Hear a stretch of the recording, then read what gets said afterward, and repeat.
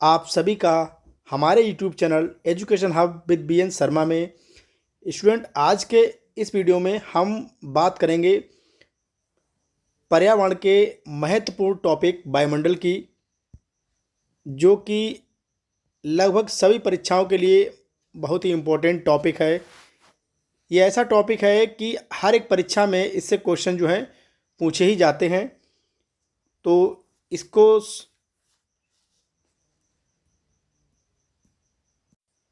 समझकर हम इससे संबंधित कुछ महत्वपूर्ण प्रश्नों को भी सॉल्व करेंगे, जो कि लगभग सभी परीक्षाओं के लिए ही बहुत इम्पोर्टेंट होंगे।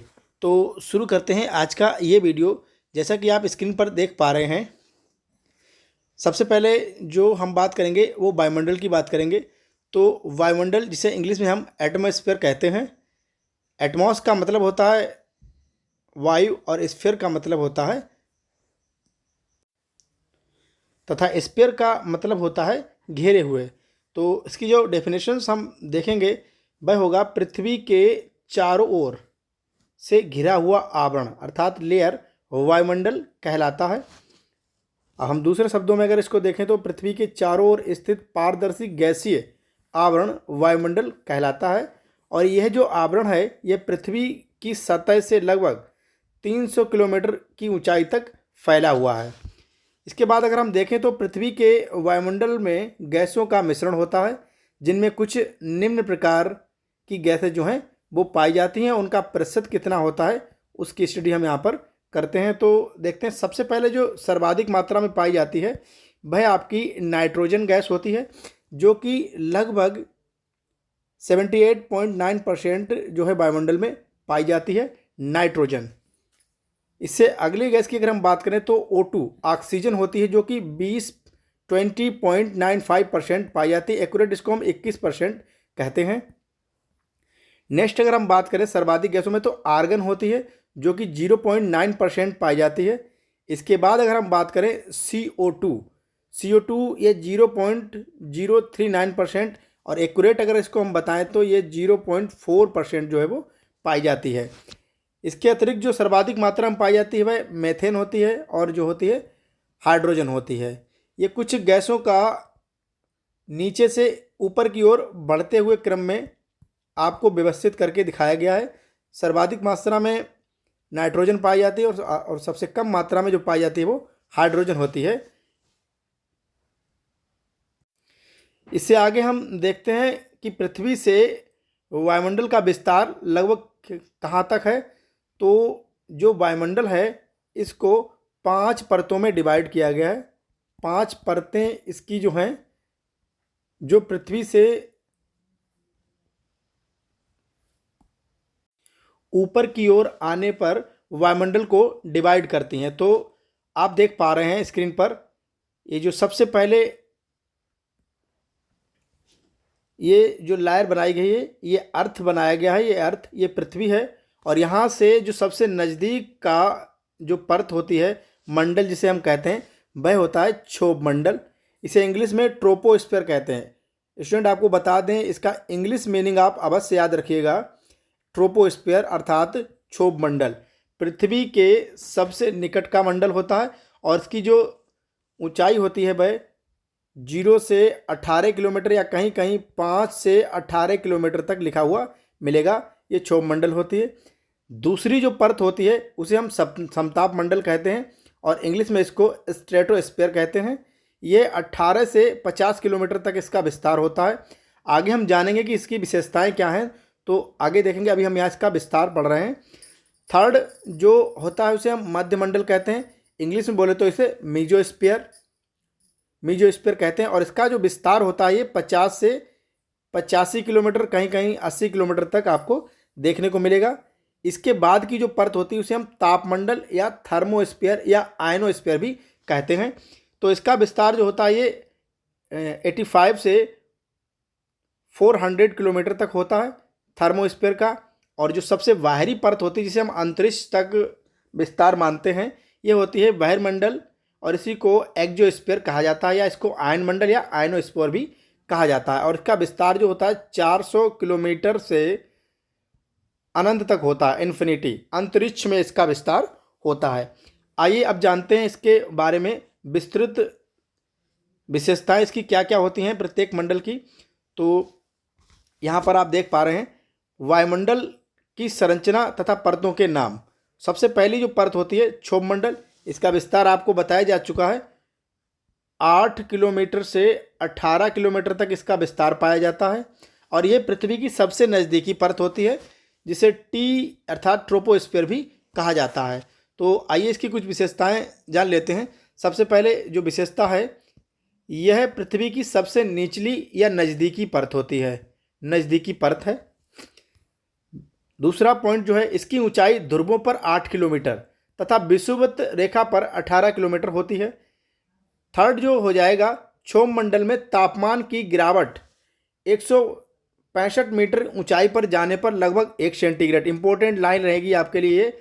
अगर हम पृथ्वी से ऊंचाई की तरफ क्षोभ मंडल में बढ़ें तो 165 मीटर अगर हम ऊंचाई पर जाते हैं तो इसके तापमान में गिरावट जो आएगी वो 1 सेंटीग्रेड तक आएगी। अर्थात अगर हम 1 किलोमीटर ऊपर जाएं तो लगभग 6.4 सेंटीग्रेड तापमान में गिरावट आएगी। डी नंबर अगर हम इसमें देखें, इसे सामान्य तापपतन दर कहा जाता है। अर्थात जो तापमान में गिरावट आती है इसे सामान्य तापपतन दर भी कहा जाता है।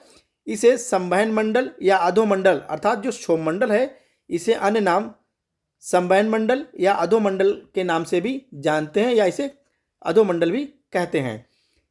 नेक्स्ट ई नंबर अगर देखें, इस मंडल की सबसे ऊपरी परत को ट्रोपोपॉज या इंग्लिश में देखेंगे तो इस तरह से ट्रोपोपॉज कहलाती है। इसी परत पर मौसम संबंधी घटनाएं, यहाँ से ये क्वेश्चन बहुत इंपॉर्टेंट हो जाता है और लगभग सभी परीक्षाओं में इससे रिलेटेड क्वेश्चन जो है आते ही आते हैं।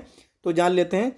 इसमें लिखा है, इसी परत में मौसम संबंधी घटनाएं जैसे बादल बनना, पानी बरसना, आंधी, वर्षा, बिजली का चमकना आदि घटनाएं जो हैं यहाँ पर संपन्न होती हैं। तो ये वाली लाइन जो है बहुत इंपॉर्टेंट रहेगी, स्टार लगाएंगे हम लोग इस पर।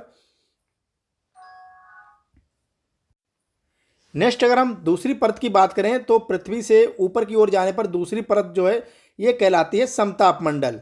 इंग्लिश में इसको स्ट्रेटोस्फीयर कहते हैं और इसकी जो ऊंचाई होती है वह होती है 18 से 50 किलोमीटर तक।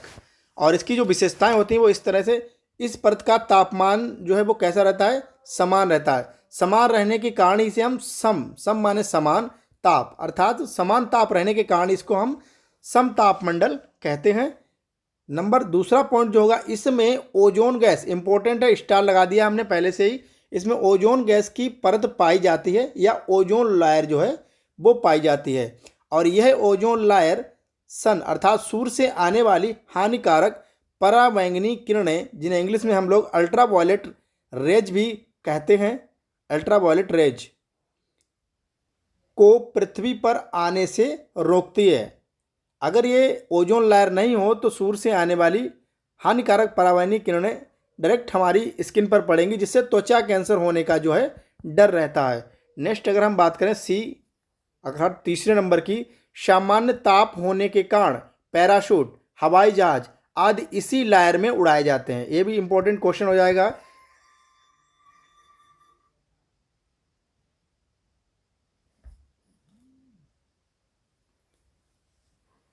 नेक्स्ट डी नंबर पे बात करेंगे तो इस तापमान में ऊंचाई के साथ साथ तापमान में वृद्धि होती रहती है। अगर हम पृथ्वी से ऊपर की ओर जाएं तो क्या होगा कि इस लेयर में जो तापमान होता है वो इंक्रीज बढ़ता चला जाता है। अब जो अगली परत आएगी वह होगी मध्यमंडल। मध्यमंडल में अगर हम बात करें तो इसको हम इंग्लिश में बोलते हैं मीजोस्फीयर। मीजोस्फीयर जिसका एक्सटेंशन जो आपको देखने को मिलेगा ये मिलता है 50 से 80 किलोमीटर तक इसका विस्तार पाया जाता है। और अगर हम यहाँ बात करें तो इसकी ये मध्यमंडल के ऊपरी परत का तापमान सबसे कम और लगभग -2 से 92 सेंटीग्रेड तक दर्ज किया जा चुका है। अर्थात ये सबसे ठंडी परत और अधिकतम जो गर्म होती है 92% तक गर्म होती सेंटीग्रेड तक। नेक्स्ट इंपॉर्टेंट जो सबसे इंपॉर्टेंट बन जाएगा ये होगा, अंतरिक्ष से आने वाले उल्कापिंड इसी परत में आने पर जलने लगते हैं। अर्थात जो उल्कापिंड अंतरिक्ष से पृथ्वी की ओर आते हैं वह इस परत में अर्थात मध्यमंडल में आने पर क्या होते हैं, वो जलने लगते हैं। नेक्स्ट जो परत है वह है आयन मंडल, या इसी को हम तापमंडल भी कहते हैं। इंग्लिश में बोले तो आयनोस्फीयर और थर्मोस्फीयर। और इसका जो एक्सटेंशन अर्थात विस्तार पाया जाता है ये 80 किलोमीटर से लगभग 600 किलोमीटर तक पाया जाता है। इसकी विशेषताएं अगर हम देखें तो इस मंडल का तापमान बहुत ही अधिक होता है। संचार उपग्रह अर्थात सैटेलाइट इसी मंडल में व्यवस्थित किए जाते हैं, अव्यवस्थित किए जाते हैं, स्थापित किए जाते हैं। इस मंडल में उच्च विद्युत चालकता अर्थात रेडियो